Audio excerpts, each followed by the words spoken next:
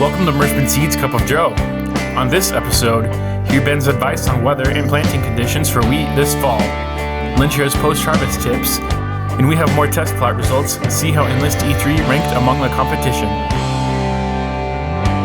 Welcome to Mershman Seeds Cup of Joe. Today we have Ben, Lynn, and Turk, and let's talk about what happened this week. We'll start with Ben. I wanted to hit first this week is wheat planting dates and kind of where we're at in the situation. This past week, a good chunk of our sales territory from southern Illinois, southern Missouri, all the way through Wisconsin, Minnesota, caught somewhere between 0.6 and 2 inches of rain, maybe 3 inches of rain in spots, which allows for a little bit of moisture for the guys that were really concerned about the wheat sitting in the ground dry to sprout and come up. So that 0.6 to 3 inches, it's going to dissipate very quickly because of how dry everything is. So we still have a little bit of time to get wheat snuck in, is what I'm trying to get at here. So what we think about when we're planting wheat later, we're obviously past the optimum time frame to get wheat snuck in the ground. So we're probably, if you're looking at November 1st, what are some of the things that I'm thinking about for planting wheat is I'm increasing the planting population of that wheat variety. So if we're at a 1.5 million seeds per acre, I'm probably at that 1.8 to 1.9 right now. If we have to sneak off another 2 weeks here later than where we're at right now, I'm probably looking at that, 2.1 million. Yeah, and that boils down to you've got to have, you're not going to have as much tillering with late planted wheat.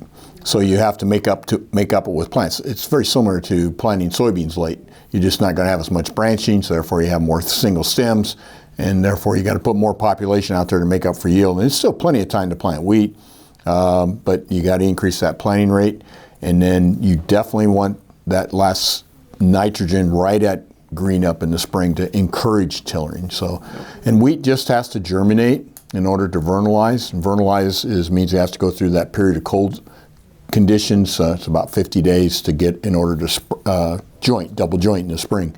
So I've seen in central Missouri where they planted wheat in December, still made good wheat. So, I mean, that's an extreme, but if you can get it in the next 2 weeks, that's what I do. Yep. So another couple things that we were thinking about as we think about 2 weeks, what's the weather conditions for the next 2 weeks? And as I look at the outlook for the Midwest, we're running 3 to 5 degrees above average. So it looks like we're going to have the right growing conditions for that.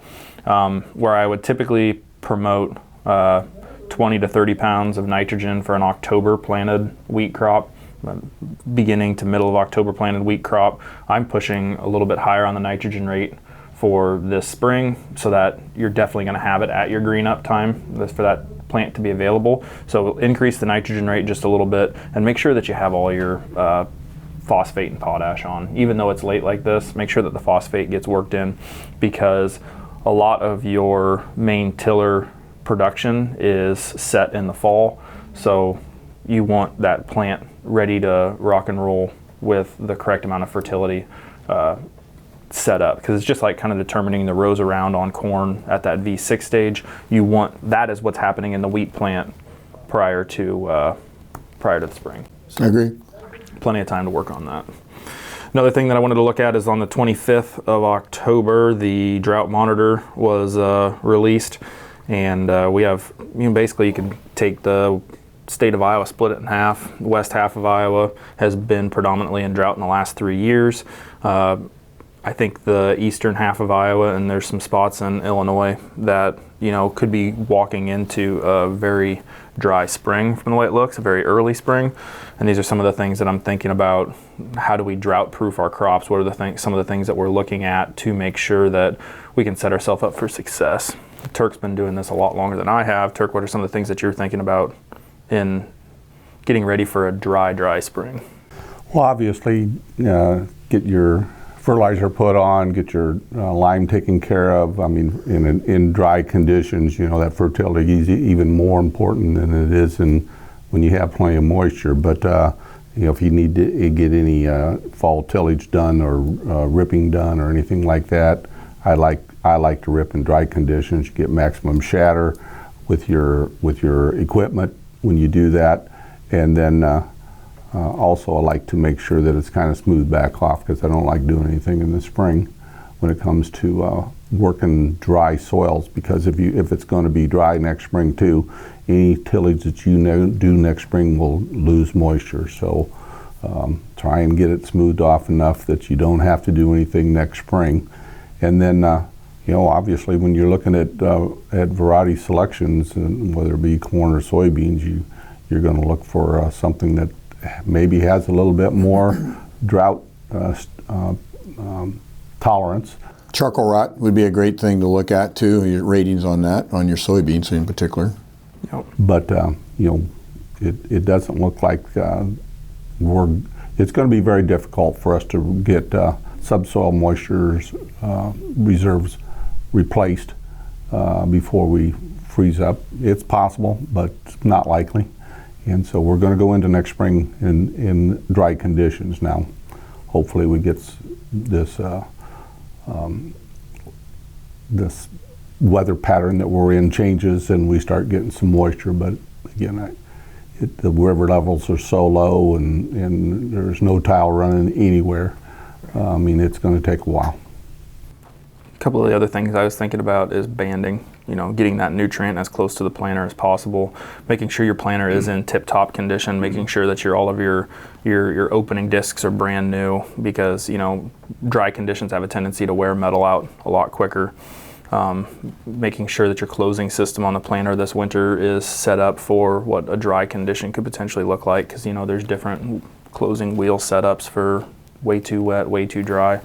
Those are a couple of the things that I'm thinking about. Liquid, what are you going to put in furrow? What are you going to put 2x2? Those are all things to think about as we're potentially going to be heading into a drought, because this is the least amount of subsoil that I can remember in my probably 8 to 10 years of paying attention. Yeah, and droughts typically start in the fall. That brings us to another point that would help us. If you can make your decision to order early, because if you're going to be planting around April 1st, don't wait till January 15th to order your seed, because we need to get that seed out there and have it in your shed, ready to go. So if we have an early spring, you can take advantage of that early moisture. So we're encouraging all customers to order their seed now, and so we can get it produced and shipped. And soybeans are planted before corn now, so it's putting more pressure on soybean seed companies to go faster, and we can't go faster unless we know what the orders are. Yep, that's what I had this week, Lynn. Yeah, so mine ties in a little bit to the weather conditions that we're having. One thing that I've kind of noticed in our own harvest and listening to some other people in the industry talk, it seems like this last round of weather conditions have caused some ear rots to show up in some corn varieties, and some of that probably has to do with the moisture too, and then some kernel damage that's happening or has happened previously to that. So the two big ones are Gibberella and Diplodia that seem to be floating around in the countryside. So as you're harvesting, make sure you're taking a good hard look at that, because that's a good way to cause a lot of issues in your bin if you're running that through. Turkey probably have more on this, but make sure you're getting your corn out at a decent or a decent moisture. Make sure that you're getting that dried down before you put it in the bin. Yep. If you've got a lot of ear disease, how you put it in that storage is very, very important, and an extra point of dryer in the dryer is probably worth the weight in gold, so to speak. You got to get those fines out of that bin. Anything and everything that you can do to help improve the storability of this product will help you with when you're putting it in with some potential. Putting it through the dryer will help kill a lot of this stuff as well. And we've had, the conditions that we had late summer, and some of our varieties that were doing extremely well. We had a really big ear produced, and then we started to kind of see that, for the lack of a better term, pulled that husk back a little bit. So we had the end of the cob that was available to the elements. So saw a little bit of some stuff sneak in there, but nothing too heinous. Just something that's nationally has been come up on there. And we're at a time where, selfishly, I'll admit, I don't really go check bins. We're busy doing other stuff. So make sure you go check your bins. If you haven't pulled your cores yet, get that done.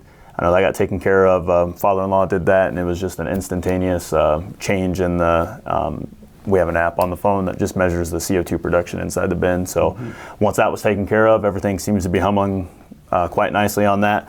Especially like you mentioned last week, if you didn't go and turn your bin fans off and pumped all that warm air into your bin, we want to try to keep that 44 degrees and below to keep some of that production of the bad stuff in there.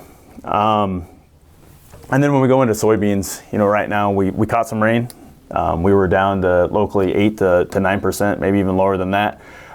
Just make sure you're taking a good look at your combine as you're jumping back in. They're at 13% last night, so make sure your combine settings are changed. These beans have swelled. Make sure you're not grinding them up in your combine and causing issues on that end of it, and leaving some product out either in the field or grinding it up and not putting it in the bin. Yep. I just got one comment, and that's about the yield. And I noticed one of our competitors on the Extend Flex boasting a 70-some% win percentage over Enlist E3 trait, and I just shake my head because I'm looking at the first trials, and their data is based on last year's data. The first trials that I'm looking at is this year's data. But if you take top 5 Enlist varieties against top 5 Extend Flex varieties, so far the regions turned in so far. We're beating them by about 2 bushels, which in all reality is insignificant. In other words, I'm not saying we're 2 bushel better. I'm saying there is no difference in traits. So if you're picking yield by traits, you're making a big mistake. You really need to pick it by the limiting factors in your field, which would be disease and moisture in some cases. So just my 2 cents on that. And I know farmers are smart enough to know this, but sometimes I just want to remind them, I guess. Okay. Anything else? That's all that I have. Well, I'm glad you guys all wore your costumes for Halloween today, because the Halloween's on Monday, No, seriously. I thought, well, we'll just do some Halloween one-liners, okay? And if you want, I'll go through like 3 pages of them, but they told me I couldn't do it, so I'll just pick 3 or 4, okay? What's a ghost's favorite dessert? What's a ghost's favorite dessert? Ice cream. Ice cream. Yeah. Why don't mummies take time off? They're kind of like farmers. Mummies never take time off. Farmers never take time off. Why don't mummies take time off? They're afraid to unwind. Okay. Why did the headless horseman go into business? Why did the headless horseman go into business? He wanted to get ahead in life. Mm-hmm. Got 2 more, and then we'll put you out of your misery, okay? Why did Dracula take cold medicine? Why did Dracula take cold medicine? Because he was coughing too much. Coughing. Like laying in a coffin. Okay.